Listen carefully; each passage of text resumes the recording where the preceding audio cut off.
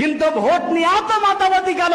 কোরআন মাজিদ পড়তে পারেন না, কোরআন মাজিদ শিকার চেষ্টা নেই, বেহায়া মুসলমান।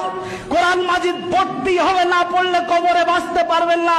কতদিন কোরআন মাজিদ পড়ার জন্য রাত জেগেছেন, সারা রাত্রি জেগে লোকের বাড়ি থেকে ভোট কালেকশন করছেন।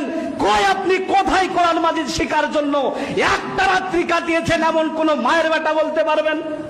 বলতে পারবেন রাত জেগে তাহাজ্জুদ আদায় করেছেন? করেননি, আপনি একটা দিনও করেননি।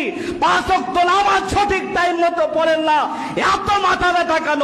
এই ভোটের জন্য 10টা 5টা দিন আপনি যেমন ভাবে ব্যয় করলেন, ওই রকম ভাবে যদি পরকালে বাঁচার জন্য ব্যয় করতেন, জান্নাতুল ফেরদাউসের মেহমান হতে পারতেন।